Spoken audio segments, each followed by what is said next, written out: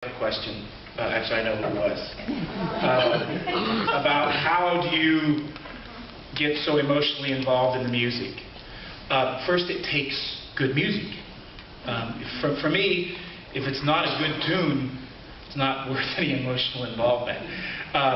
When I sing foreign language things, I'm not a genius. I'm a preacher's kid, so I didn't grow up on this stuff.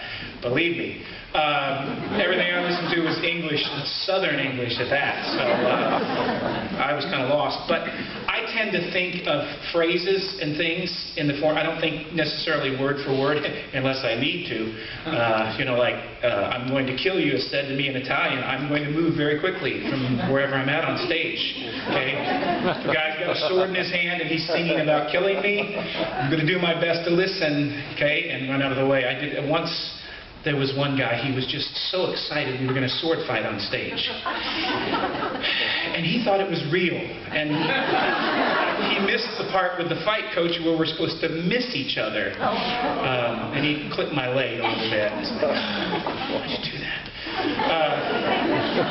But emotionally, I tend to think in phrases and things like that. I don't think every word. Now, in church, it's different at Grace. Totally different, because if I don't understand the words and the words don't mean anything to me, then the words won't mean anything to the people that hear it. If you can't understand the words that I'm singing in church, then I'm just noise. That's all I am, noise. Okay? So I kind of take a different approach based on what I'm singing. I do believe that when I sing in church and I get to sing hymns, it's not a performance for myself or for an audience. It's a performance in the sense that it's a performance for God, and that He demands my best that I can give at that moment. But that's the only part that's a performance part. Nothing else is. But if I can't, by my worship, if I can't inspire you to worship, and you can't understand the words, then, like I said, I'm just noise, and maybe nice noise, but I'm just noise.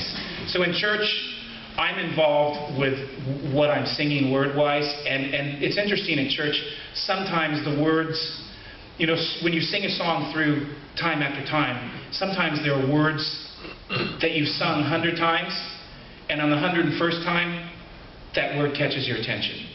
So sometimes, actually, in the service, it catches my attention in a way that I didn't plan or rehearse or prepare for. And, we're blessed at Grace Community Church.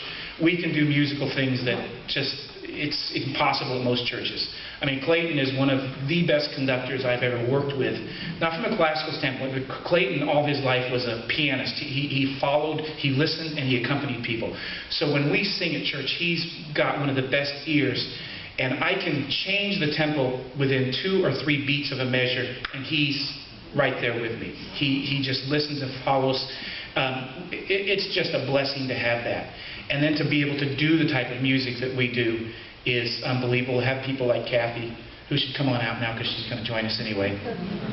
We're just blessed to be able to use beautiful music to praise God with. And for us as musicians, we are just as excited to do that, because quite frankly, if we didn't do it at Grace Community, I'm not sure there are many churches that would give us the opportunity to do it. So the other thing that we have at Grace is we have Mark Rice. We have a staff arranger, and most of what I sing is people think what they hear me sing at church, that we can just go to another place and have a pianist sit down and play it, and it's much more complicated than that. A lot of what I sing is arranged just for me for that particular moment. A lot of my arrangements are done either by Mark or another guy, or 2 other guys around the country who do arrangements.